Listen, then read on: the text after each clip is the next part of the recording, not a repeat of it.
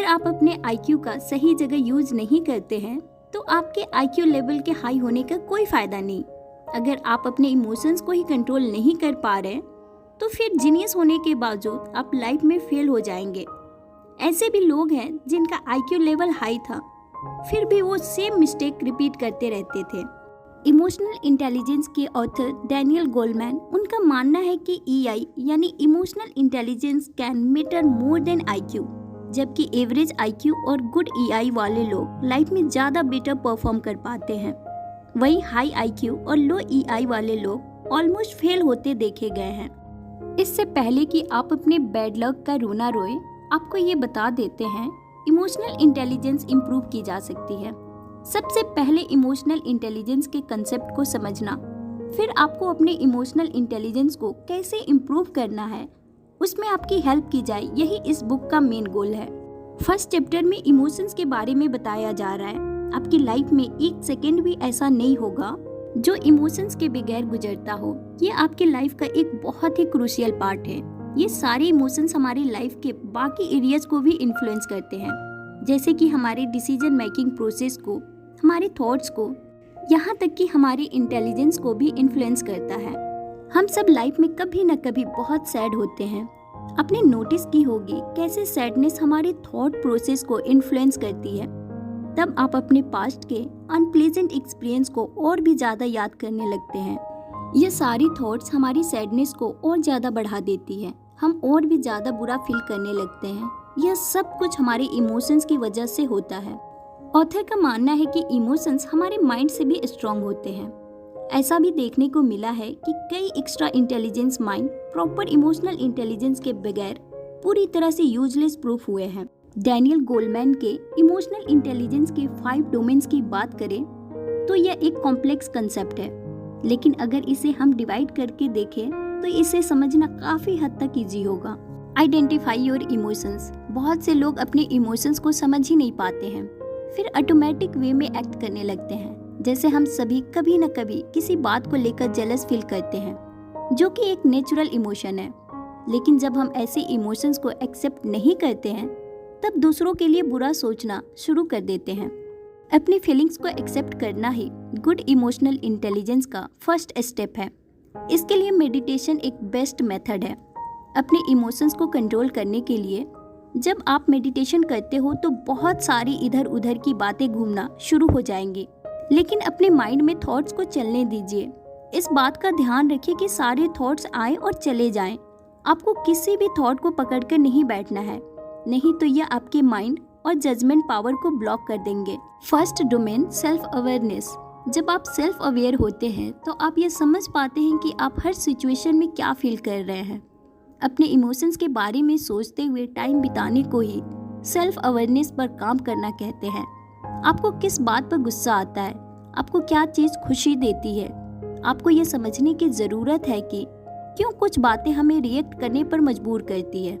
अगर आप खुद को समझने के लिए कुछ टाइम निकालेंगे तो आप सरप्राइज होंगे कि आप कितना कुछ जान सकते हैं। अगर आपके पास सेल्फ अवेयरनेस है तो आप खुद पर हेल्दी तरीके से काम कर पाएंगे। आप अपने इमोशंस को समझने से डरेंगे नहीं और आपको पता होगा कि ज़रूरत पड़ने पर इनसे कैसे डील कर सकते हैं। अगर आपको हमेशा डर लगा रहता है पर आप इसका रीज़न नहीं जानते हैं तो इस तरीके से तो आप बहुत सारी अपॉर्चुनिटीज खो देंगे। जब गुस्सा आप पर हावी हो जाता है उस टाइम आप अपने इमोशंस पर कंट्रोल नहीं कर पाते हैं और खुद के साथ दूसरों को भी हर्ट करते हैं। अगर आपको अपनी फीलिंग्स के बुरे हिस्सों के बारे में पता होगा तभी तो आप उसके बारे में कुछ कर पाएंगे और आप अपने फुल पोटेंशियल पा सकेंगे। डैनियल गोलमैन ने दूसरे रिसर्च करने वालों के साथ मिलकर एक इमोशनल इंटेलिजेंस अप्रेजल टेस्ट बनाया जो आपको अपने EQ को बेहतर बनाने में हेल्प करता है और उन एरियाज पर स्कोर देता है जिनमें आप अच्छे हैं और उनमें भी जिनमें आपको काम करने की ज़रूरत है। Self awareness strategy. यह बताना डिफ़िकल्ट है कि जिस स्टेज में आप हैं वहाँ आप में सेल्फ अवेयरनेस है या नहीं। यह लाइन दिखाई नहीं देती। सेल्फ अवेयरनेस का सफ़र तो जिंदगी भर का है। यह खुद के अंदर झांक कर खुद को पहचानने के बारे में है। जब आप अपने इमोशंस को नहीं समझ पाते हैं तो ये सारे इमोशंस अजीब तरीके से बाहर निकलते हैं। यानी आपकी फीलिंग्स आपके कंट्रोल में नहीं है। इससे यह पता चलता है कि आपको इस बारे में कुछ करना ही होगा। जब भी सेल्फ अवेयरनेस की बात आती है तब आपको खुद के साथ ईमानदार होना होगा। जब आप खुद की ऐसी चीज़ों के बारे में ध्यान देना शुरू करते हैं जिनके बारे में आपको पहले पता नहीं था, तो समझ लीजिए कि आप सही रास्ते पर हैं। जैसे कि हो सकता है कि आपको यह फील हो कि आप अपना गुस्सा किसी दूसरे पर निकाल रहे हैं। दूसरे सिचुएशन में हो सकता है कि आपको यह एहसास हो कि आप चीज़ों को ज़रूरत से ज़्यादा बड़ा कर देते हैं।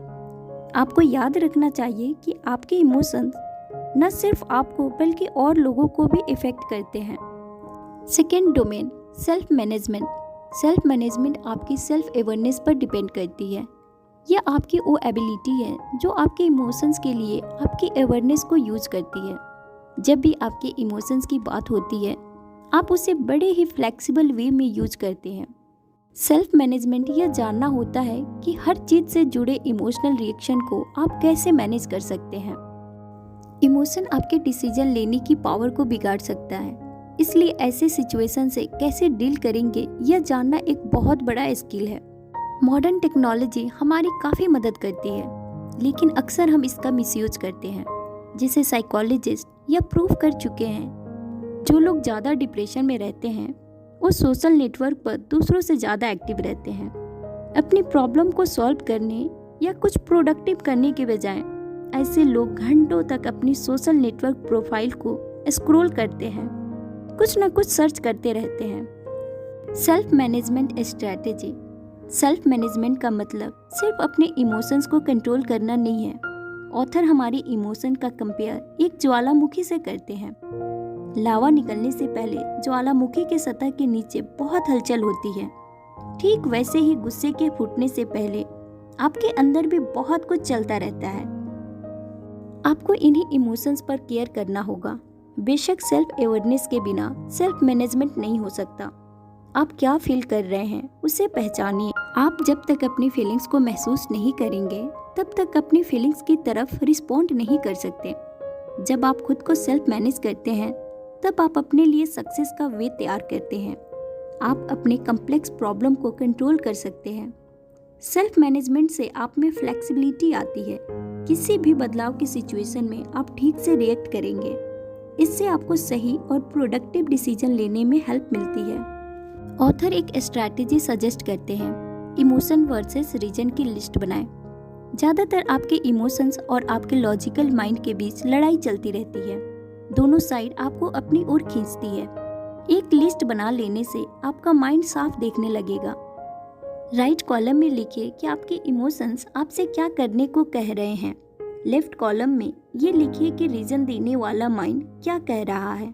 आपने शायद ऐसे पल को एक्सपीरियंस किया होगा जब आपने अपने फीलिंग्स को अपने रास्ते में आने दिया होगा, पर ऑलवेज लॉजिकल रहना भी ठीक नहीं है। इससे आप एक रोबोट की तरह लाइफ जीने लगेंगे। अगली बार जब आपको समझ ना आए कि आपको किस डायरेक्शन में जाना चाहिए तो आपको इस लिस्ट की हेल्प लेनी चाहिए। इससे आप अपने थॉट को ऑर्गेनाइज कर सकते हैं और बेहतर डिसीजन ले सकते हैं। Third domain, social awareness. ये सेल्फ अवेयरनेस की तरह है, पर इस बार ये दूसरे लोगों के बारे में है। जब आप दूसरे लोगों के इमोशंस को जानते हैं और समझते हैं कि वे ऐसा क्यों फील कर रहे हैं, ये करना बहुत मुश्किल हो सकता है, खासकर तब जब औरों के इमोशंस आपके थॉट्स एंड फीलिंग्स से मैच नहीं करते। अगर आप दूसरों के फीलिंग्स के बारे में सोचते हैं तो ये आपको फोकस करने में हेल्प करता है। इससे आपको उस इन्फॉर्मेशन को कलेक्ट करने में भी हेल्प मिलती है जिन पर आपकी नज़र पहले नहीं जाती थी। सोशल अवेयरनेस के दो एलिमेंट्स हैं, सुनना और गौर से सुनना यानी ऑब्जर्व करना। सोशल अवेयरनेस बाहर देखना और लोगों के बारे में सीखना है। जब आप सोशली अवेयर रहते हो तो आप दूसरों की फीलिंग्स को ईजिली अंडरस्टैंड कर पाते हो। ये इतना इम्पोर्टेंट क्यों है? क्योंकि इससे आप अपने रिलेशंस को स्ट्रॉन्ग करना सीख जाएंगे।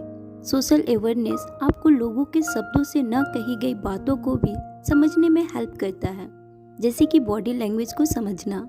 लोगों की बॉडी लैंग्वेज को देखकर आप इजीली उनको समझ सकते हो। बॉडी लैंग्वेज कभी झूठ नहीं बोलती।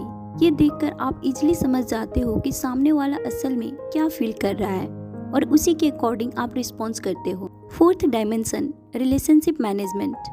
रिलेशनशिप मैनेजमेंट के कई बेनिफिट्स हैं।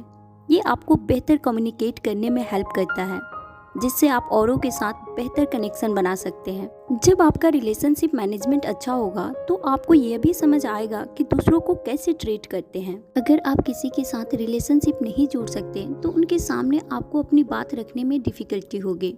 लोग आपकी बातों को सुने, आपकी बातों से एग्री करें, इसके लिए आपको रिलेशनशिप मैनेजमेंट की प्रैक्टिस करनी पड़ेगी।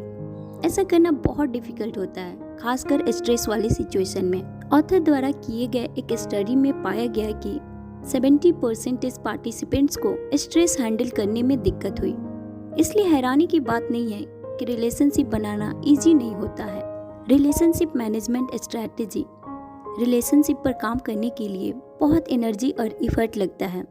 रिलेशनशिप मैनेजमेंट को दूसरे EQ डायमेंशन की जरूरत पड़ती है। आपको अपनी फीलिंग्स के बारे में सेल्फ अवेयर रहना पड़ता है। आप सेल्फ मैनेजमेंट का यूज करके अपनी फीलिंग्स को दूसरों के सामने एक्सप्रेस करते हैं। सोशल अवेयरनेस की हेल्प से उस पर अपना रिस्पॉन्स देते हैं। अपने रिलेशनशिप मैनेजमेंट को सुधारने के लिए ऑथर ने जो स्ट्रैटेजी दी है वो है ओपन रहना और जानने की इच्छा रखना। अपने साथ काम करने वाले लोगों को जानना इजी नहीं है। लोगों से अपना रिलेशनशिप बनाए रखना आपके जॉब का ही एक पार्ट है।